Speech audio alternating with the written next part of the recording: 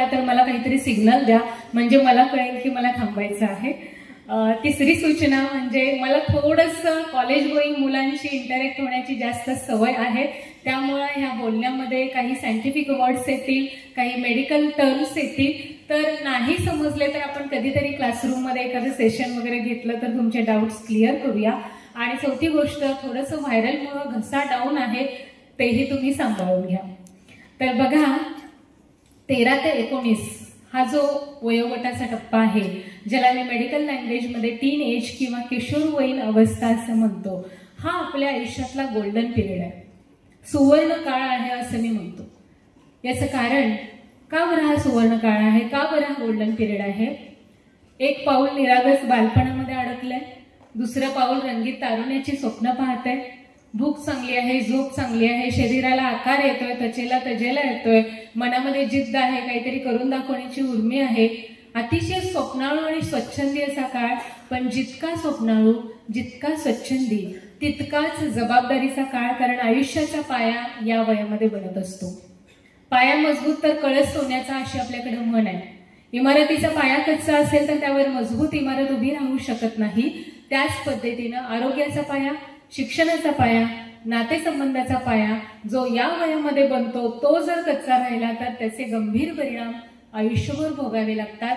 म्हणून या वयातल्या ऊर्जेला योग्य दिशा देणं गरजेचं असतं. बघा, पाण्याशी आपला नित्य संपर्क येतो, आपण पाणी पितो, पाण्याने अंघोळ करतो. पाण्याचा कधी शॉक लागतो का? कधी ऐकलं अरे पाणी प्यायला गेला आणि कधी ऐकलंय का कोणी? पण या पाण्याला गती दिली आणि या पाण्याला दिशा दिली तर त्यापासून काय तयार होते? काय तयार होते? आणि ही वीज हजारो लाखो किलोमीटरचा परिसर उजळून काढू शकते. याच पद्धतीनं तुमच्यामधील ऊर्जेला योग्य दिशा दिली आणि योग्य गती दिली तर तुमचं आयुष्य तर तुम्ही समृद्ध करू शकालच, पण हजारो लाखो लोकांचं आयुष्य समृद्ध करण्याची ताकद तुमच्यामध्ये निर्माण होऊ शकते. आणि अशासाठी, अशा एनर्जीला डिरेक्शन मिळावं, चॅनलाइज व्हावं, यासाठीच अशा लेक्चरची गरज असते. मी KOI आणि KCP अकॅडमीचं खास अभिनंदन करते, कारण मी पॅरेंट्स म्हणून पण त्यांच्याशी कनेक्टेड आहे आणि वर्षातून 2-3 तरी असे कार्यक्रम आय थिंक डेफिनेटली होत असतात या विषयावर, ज्याची आजच्या काळात प्रचंड गरज आहे. त्यासाठी मी आपल्या टीमचं अगदी मनपूर्वक अभिनंदन करते. आता विषयाला सुरुवात करत असताना मला तुम्हा सगळ्यांना पहिला प्रश्न विचारायचा आहे, सगळ्या विद्यार्थ्यांना मला प्रश्न विचारायचा आहे, तुमच्यापैकी किती जणांना आयुष्यात यशस्वी व्हायचंय?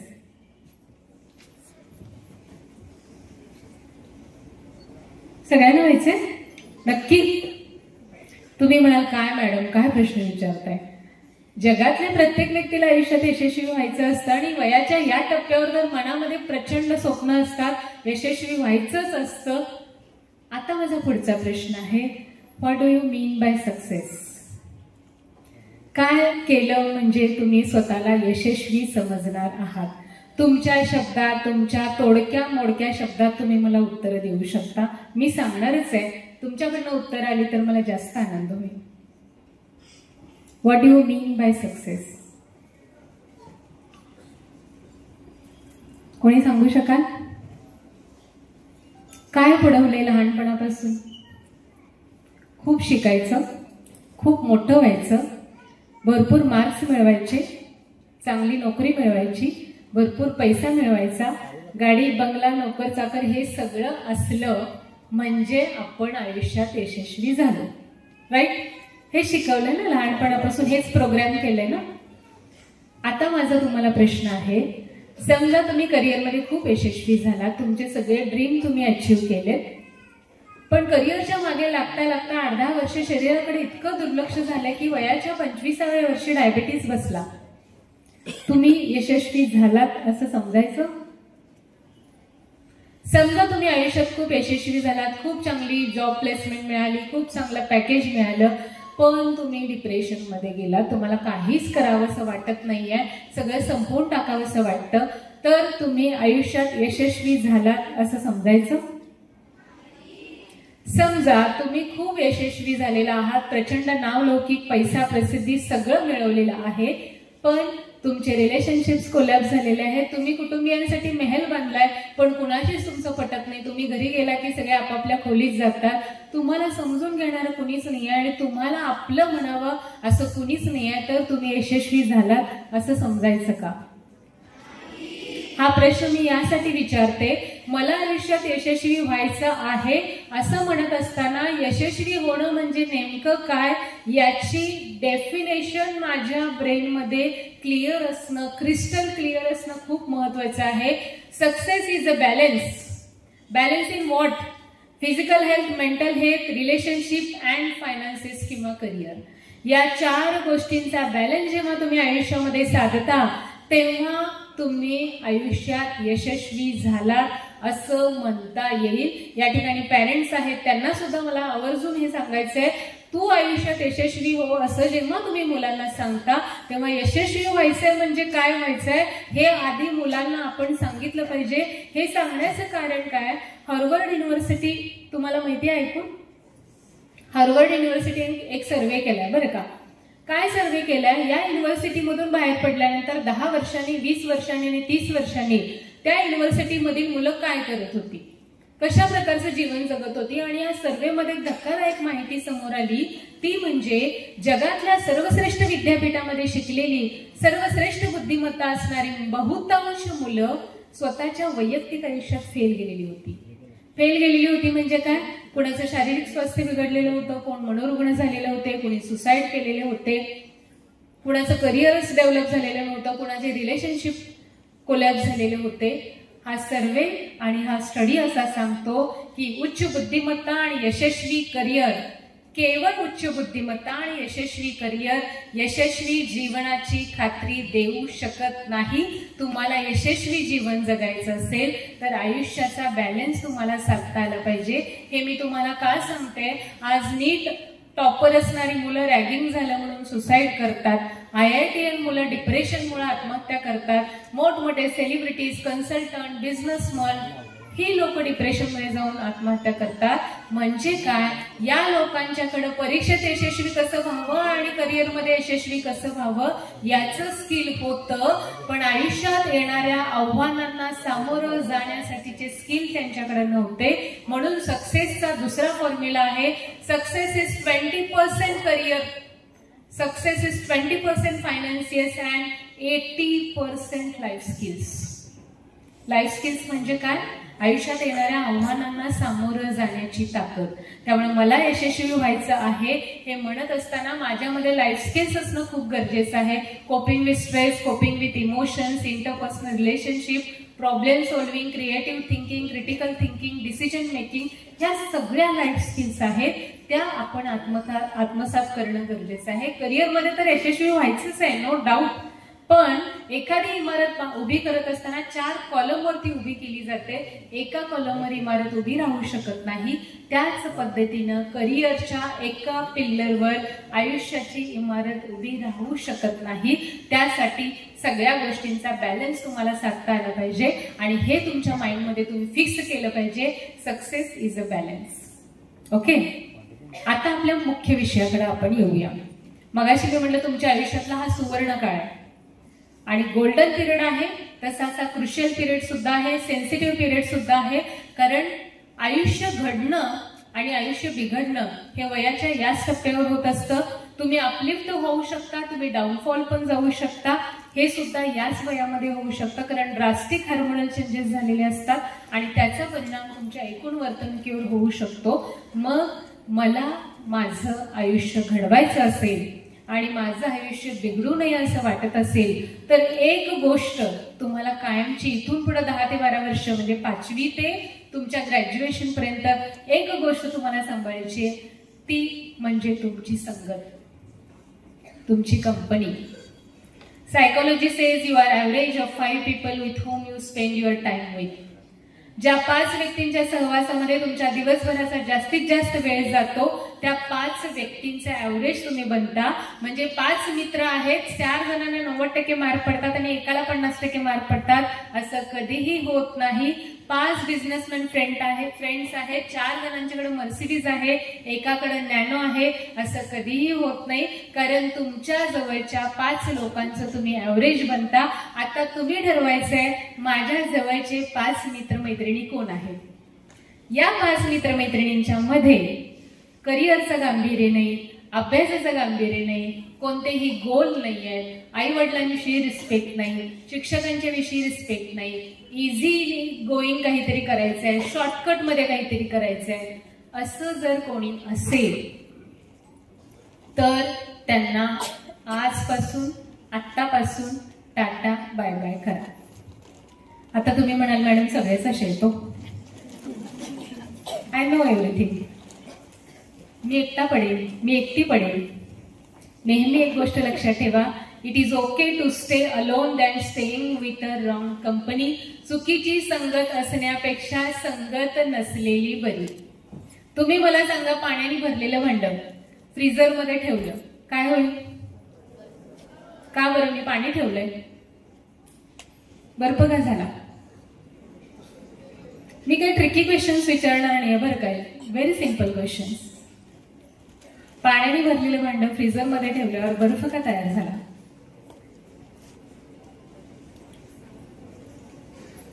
कुणी सांगू शकतो? बसून सांगा, उभारून सांगायचं नसेल तर.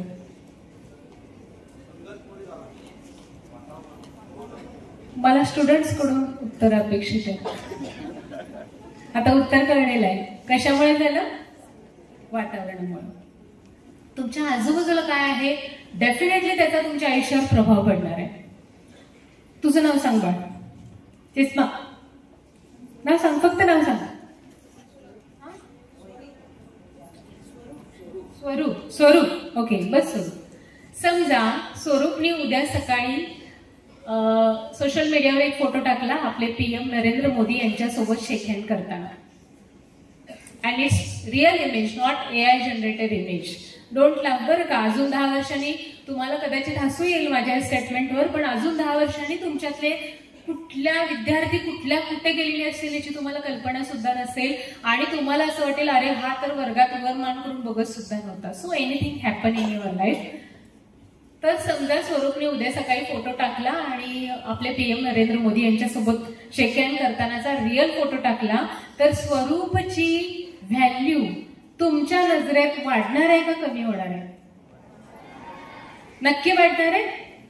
आत्ता हाच स्वरूप तुम्हाला उद्या एखाद्या अतिशय टवाळखोर मुलाबरोबर, स्वरूप उगीच उदाहरण देते बरं का, नुसतं गळ्यात हात टाकून हातावर टाळ्या देत गप्पा मारताना दिसला, अतिशय व्यसनी मुलाबरोबर गप्पा मारताना दिसला, तर स्वरूपची व्हॅल्यू वाढणार आहे का कमी होणार आहे? पण स्वरूप तर तोच आहे ना. स्वरूप मध्ये काय बदल झालाय का? काहीच नाही बदल झाला. बदल कशामुळे झाला? स्वरूपची व्हॅल्यू कशामुळे कमी जास्त झाली? स्वरूपच्या आजूबाजूला कोण होतं यातून त्याची व्हॅल्यू कमी जास्त झाली. You are decided by your company, you are created by your company, you are destroyed by your company. So choose your company wisely. तुम्ही कोण आहात हे तुमच्या आजूबाजूला कोण आहे यावरून ठरणार आहे. तुम्ही कोण बनणार आहात हे तुमच्या आजूबाजूला कोण आहे यावरून ठरणार आहे. तुम्ही घडणार आहात का बिघडणार आहात हे तुमच्या आजूबाजूला कोण आहे यावरून ठरणार आहे. So choose your company wisely and always remember, it is okay to stay alone than staying with a wrong company. आता दुसरी महत्वाची गोष्ट आहे, संगतमध्ये मित्रमैत्रिणींच्या संगतीबरोबर अजून कोणाची संगत आपल्याला लागली आहे. घरी गेल्याबरोबर कशावर झेप घेता? शाळेचा वेळ सोडून सगळ्यात जास्त सहवास कुणाचा आवडतो? Mobile, right. आधी मोबाईल का आवडतो हे आपण बघूया, म्हणजे पालकांना पण कळेल. मोबाईल मला आवडतो कारण मोबाईल मधून कोणी माझ्यावर रागवत नाही, मोबाईलवरून माझ्यावर कोणी ओरडत नाही, मोबाईल मधून मला कोणी सल्ले देत नाही. सूचना देत नाही आणि सगळ्यात महत्त्वाचं मोबाईलवरून माझी कुणी कुणाशी तुलना करत नाही. सायंटिफिकली मोबाईलमुळे काय होतं, audio visual medium is always effective. म्हणजे तुम्हाला एखाद्या टीचरने काहीतरी असं बोर्डवर शिकवलं आणि तेच तुम्ही ऑडिओ व्हिज्युअल मधून बघितलं तर ब्रेनला ते जास्त इफेक्टिव्ह ठरतं.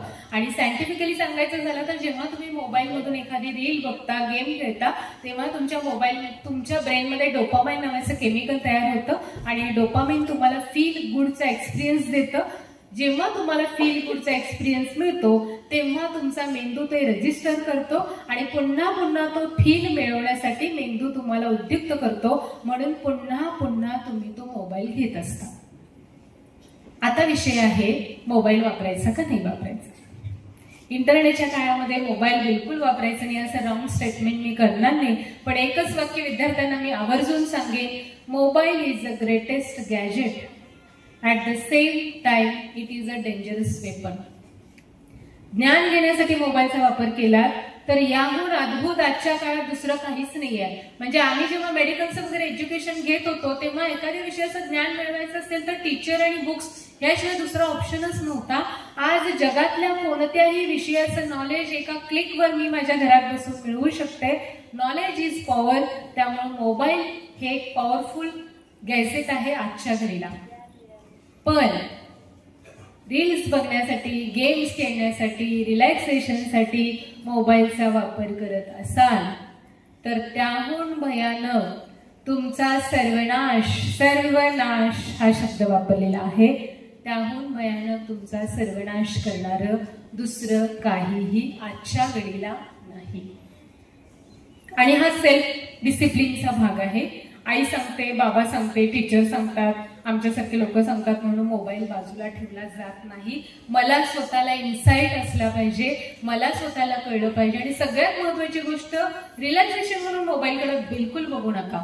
तुम्हाला असं वाटेल मॅडम खूप कंटाळा येतो, सतत किती अभ्यास करायचा, मग आम्ही थोडंसं टाइमपास म्हणून मोबाईल घेतो. बघा 5 मिनिटाचे 50 मिनिटं कधी होतात तुम्हाला कळत नाही आणि इट इज अ ट्रॅप. ह्या ट्रॅपमध्ये तुम्ही अडकता. मग मॅडम कंटाळा येतो, काय करायचं? There are so many ways, there are n number of ways. Mobile वापरल्यावर तुमचा डोपामाइन वाढतो ना, हे डोपामाइन वाढवणारे अनेक टेक्निक्स आहेत. तुम्ही मैदानावर खेळायला जा, तुमच्या मित्रांबरोबर गप्पा मारायला जा, तुम्ही घरात पेट असेल तर त्याच्याबरोबर खेळा, भावंडांच्या बरोबर खेळा, ड्रॉइंग पेंटिंगची आवड असेल तर त्यासाठी वेळ द्या, तुम्ही एखादी सिरियल आवडीची बघा. पण रिलॅक्सेशन म्हणून जर मोबाईलकडे बघितला तर तुम्ही त्यात अडकणार. मग बरीच मुलं म्हणतात आम्हाला कळतं मॅडम मोबाईलमध्ये खूप वेळ जातो पण कंट्रोलच होत नाही. अशा वेळेला आई वडिलांची मदत घ्या. आईला सांगायचं, आई आता मी काहीतरी महत्वाचा कन्सेप्ट बघतो आणि 10 मिनिटांनी माझ्या हातातून मोबाईल काढून घ्यायचा. किंवा आई वडिलांच्या जवळ जाऊन बसून मोठ्या आवाजात मोबाईल लावायचा. आता आई वडीलच रात्रंदिवस स्क्रोल करत बसलेले असतील तर मी काही करू शकत नाही ह्याच्यामध्ये. ओके, तर ह्यासाठी सेल्फ डिसिप्लिन ही खूप गरजेची आहे. See it is a trap. मोबाईलमध्ये येणारे सगळे रील्स, सगळे गेम्स हे सगळं ट्रॅप आहे. चायनामध्ये 14 वर्षाच्या मुलानं डासाच्या आकाराच्या ड्रोनचा शोध लावलाय. नेटवर तुम्ही माहिती घेऊ शकता. 14 वर्षाच्या मुलांनी. आम्ही का नाही करू शकत? आम्ही इन्व्हेन्शन मध्ये का मागं पडलो? कारण आमची 14 वर्षापासून 44 ते 54 वर्षापर्यंत जी प्रोडक्टिव्ह इयर्स आहेत ती जी सगळी पिढी आहे, ह्या 4 ते 5 पिढ्या फक्त मोबाईलमध्ये स्क्रोलिंग करत बसलेले आहेत. कसं होणार आहे इन्व्हेन्शन? पुढच्या पिढ्यांचं जाऊ दे, आपण 35 नंतरचा नको विचार करायला. 15 ते 35 ह्या एज ग्रुपमध्ये जी most productive years of life असं म्हणतो, ती सगळीच लोक जर रात्रंदिवस हे करत बसली, स्क्रोलिंग करत बसली तर आपल्याकडून फार काही वेगळं काही घडू शकणार नाहीये. त्यामुळे या ट्रॅपमध्ये अडकू नका. इनफॅक्ट मोबाईलच नव्हे तर आज तुमच्या आमच्या घरात आणण्यापर्यंत पोहोचलेले जे ड्रग्स आहेत हा सुद्धा ट्रॅप आहे. हो, पूर्वी कधीतरी सिनेमामध्ये आपण ड्रग्स, विलेनच्या तोंडातून ड्रग्स हा शब्द ऐकायचो. आज कोल्हापूर, सांगली ह्या सगळ्या परिसरात 13-14 वर्षाची मुलं ड्रग्स घेऊन पडलेली दिसत आहेत. दिस इज अ ट्रॅप. कसला ट्रॅप आहे हा? भारताच्या गोरगरीब वाड्या वस्त्यातील, आदिवासी भागातील, शेतकरी कुटुंबातील, कामगार वर्गातील मुलं मोठी होऊ नयेत, ती शिकलीच वरती होऊ नये, ती शहाणी होऊ नये, ती मिळवती होऊ नये, यासाठीचा हा ट्रॅप आहे. तुम्ही ठरवायचंय या ट्रॅपमध्ये मी अडकायचं की नाही. Because life is yours, choice is yours. कुणी सांगून आयुष्यात काही होत नसतं. आमच्यासारखे लोक येतील 1-2 दिवस तुम्हाला मोटिवेट करतील, पण हा विषय मोटिवेशनचा नाही, हा विषय सेल्फ डिसिप्लिनचा आहे. बऱ्याचदा असं वाटत असतं, मुलं म्हणत असतात मोटिवेशन वाटत नाही. माझी मुलगी मला म्हणते मला जरा मोटिवेट करणं, मला जरा मोटिवेट करणं. मोटिवेशननी काही होत नसतं बरं का. Success is 10% motivation and 90% self discipline. रोज उठून कोण मोटिवेट करणार नाही. म्हणजे मग आज मी मोबाईल घेतो, माझा मूड चांगला होतो, मग मला मोटिवेट वाटतं आणि मग मी अभ्यास करतो. Never going to work. मला मोटिवेट वाटो अथवा न वाटो, माझा मूड चांगला असो अथवा नसो, मला आज 4 वाजता उठायचं आहे ना, तर मला उठायचंय. हा सेल्फ डिसिप्लिनचा विषय आहे. इथं स्वयंशिस्त असणं खूप गरजेचं आहे. बऱ्याचदा वेगवेगळे मोटिवेशनल स्पीकर तुम्ही युट्यूबवर सुद्धा व्हिडिओज बघत असाल. अगदी बेंचवर टेबलावर सोडून मोटिवेशन करत असतात, रडवत असतात, शब्द घ्यायला लावत असतात. 2-4 दिवस आपल्याला खूप भारी वाटतं, पण त्यानंतर आपण पुन्हा आहे त्या ट्रॅकला येतो. कारण मोटिवेशनचा रोल आपल्या आयुष्यात 10% आहे, 90% रोल तुमच्या सेल्फ डिसिप्लिनचा आहे. त्यामुळे संगतमध्ये मोबाईल, तुमचे मित्रपरिवार आणि इतर सगळ्या गोष्टी ह्या सांभाळणं हे खूप गरजेचं आहे. आता साधारण 8वी-9वी नंतर तुमच्या 4 इयर प्रोग्राम सुरू झाला की तुमच्या 10 दिवसाला एक्झाम सुरू होतात. मग एक्झाम झाले की तुम्हाला थोडंसं रिलॅक्स होतं आणि मग तुम्ही थोडंसं ट्रॅक सुटतो तुमचा आणि एक्झामच्या आदल्या दिवशी तुम्हाला परत जाग येते. इव्हन 10वीच्या बाबतीत बऱ्याच मुलांचं असं होतं बरं का, की वर्षभर काहीच करायचं नाही आणि परीक्षेच्या आधी 2 महिने एकदम जाग येते, अरे अभ्यासच काही केला नाही म्हणून. आणि मग कुठेतरी शॉर्टकट शोध, कुठेतरी काहीतरी VIP शोधून काढ, कुठले तरी नोट्स घे.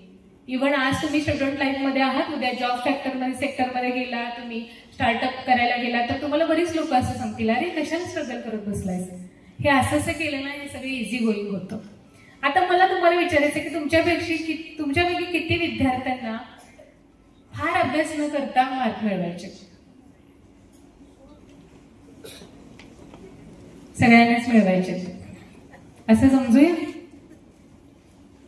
माझ्याकडे फॉर्म्युला आहे म्हणून विचारते बरं का.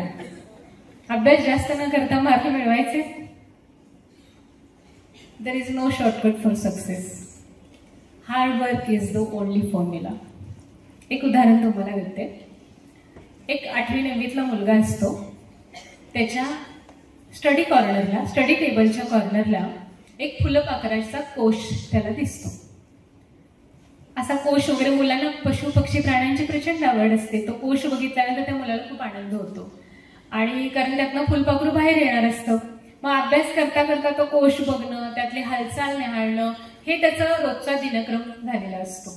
तो खूप एक्सायटेड असतो आणि एकदा काय होतं, एक दिवस त्याच्या लक्षात येतं की त्या कोशामधली हालचाल बंद झाली, कमी झाली आणि कमी झाली म्हणता म्हणता बंद झाली.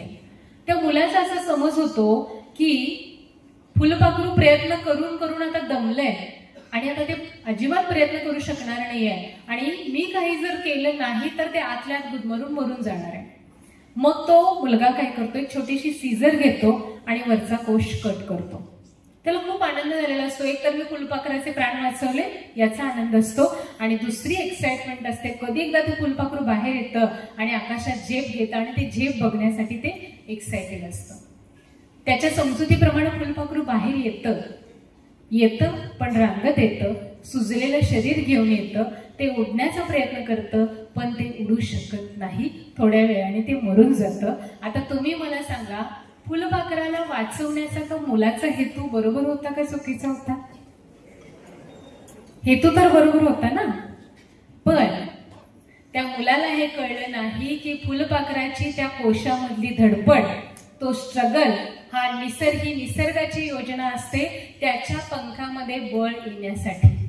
त्याच्या ज्या शरीरामध्ये जे पाणी असतं ते पाणी निघून जावं आणि त्याचं शरीर हलकं व्हावं, त्याचे पंख हलके व्हावेत, म्हणजे ते बाहेर आल्यानंतर उंच आकाशात उडू शकेल. यासाठी ती निसर्गाची योजना असते. तुम्हाला जर कोणी सांगितलं अरे काही करायला लागत नाही, मी हे का सांगते, बऱ्याचदा हुशार मुलं ओव्हर कॉन्फिडन्स मध्ये जातात. मला ना आदल्या दिवशी वाचलं तरी येते बरं का, अशी बरीच मुलं असतात. There is no shortcut for the success. तुम्हाला स्ट्रगल हा मॅन्डेटरी आहे. Every success has a painful story. तुम्हाला एक उदाहरण मी देते, माझ्या बुकमध्ये सुद्धा दिलेलं आहे. हुसेन बोल्ट माहितीये? कोण आहे हुसेन बोल्ट? रनर. हुसेन बोल्टची the fastest man alive on the earth नावाचा किताब पटकावणारा हा खेळाडू. हुसेन बोल्टच्या राष्ट्रीय आणि आंतरराष्ट्रीय पदकांची गणती करणं सुद्धा अवघड आहे, इतके मेडल्स त्याला मिळालेले आहेत. हुसेन बोल्टचा ऑलिम्पिकचे रेकॉर्ड तेवढे मी तुम्हाला सांगणार आहे. 2008 Beijing Olympics 100 metre gold, 200 metre gold, 400 metre gold. 2012 London Olympics 100 metre gold, 200 metre gold, 400 metre gold. 2016 Rio Olympics 100 metre gold, 200 metre gold, 400 metre gold. ऑलिम्पिकचं एक पदक म्हणजे एखाद्या खेळाडूसाठी आयुष्यभराची कमाई असू शकते. भारतासारख्या देशामध्ये आजही ऑलिम्पिकला क्वालिफाय होणं ही आयुष्यभराची कमाई असू शकते. असं असताना तब्बल 3 ऑलिम्पिक्समध्ये आपलं अधिराज्य गाजवणारा हा खेळाडू, त्याच्या आयुष्यातली ही रिअल स्टोरी. एकदा काय होतं, हुसेन बोल्टचं नायकी कंपनी बरोबर करार होणार असतो. नायकी हे शूज बनवणारी कंपनी, आपल्याला माहिती आहे ना, हे सेलिब्रिटीज वगैरे कॉन्ट्रॅक्ट करत असतात. तर नायकी कंपनी बरोबर हुसेन बोल्टचा कॉन्ट्रॅक्ट होणार असतो आणि हुसेन बोल्टच्या वकिलांनी 5 वर्षासाठी 350 करोड रुपयाची मागणी केलेली असते. आणि त्या वकिलांच्या मीटिंग चालू असतात, मीटिंगच्या राऊंड चालू असतात. नायकी कंपनीचा वकील म्हणतो, तुमचा खेळाडू 3 ऑलिम्पिक्स म्हणून 3-3.5 मिनिटं सुद्धा धावला नाही आणि तुम्ही एवढ्या मोठ्या रकमेची कशी मागणी करताय?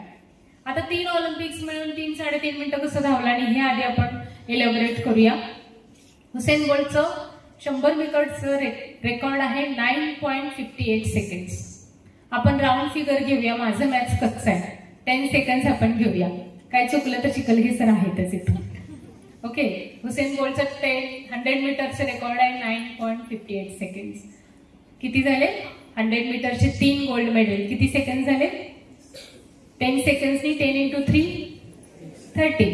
हुसेन बोल्टचं 200 मीटरचं रेकॉर्ड आहे 19.19 सेकंड्स. आपण 20 सेकंड्स घेऊया, 20 × 3 झाले 60. आणि हुसेन बोल्टचं 400 मीटरचं रेकॉर्ड आहे 37.27 सेकंड. आपण 40 सेकंड्स घेऊया, 40 × 3 120. टोटल 120, 60 आणि 30 समथिंग 210 होतात. हे मी वाढवलेले आकडे आहेत आणि टोटल हा आकडा म्हणजे 3-3.25 मिनिटं सुद्धा भरत नाही.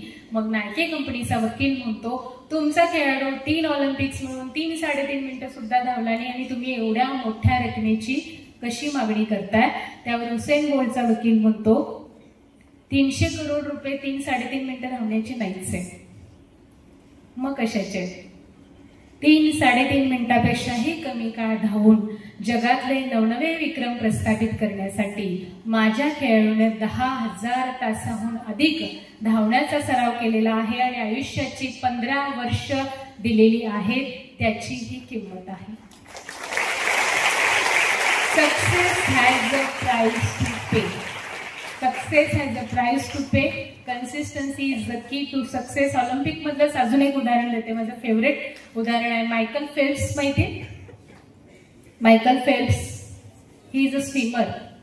एका ऑलिम्पिक मध्ये 8 गोल्ड मेडल.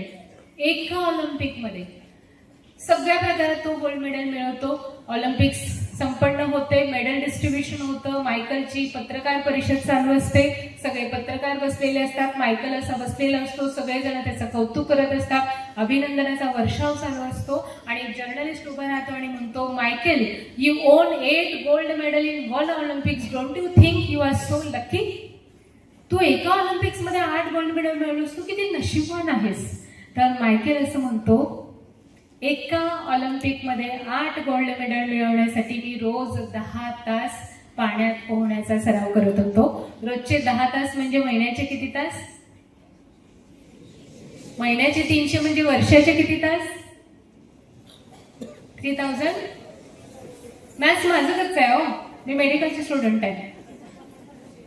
वर्षाचे 3000 आणि ऑलिम्पिक 4 वर्षातून एकदा येतं म्हणजे अप्रॉक्सिमेटली किती होतात? समथिंग 13-14 हजार तास होता.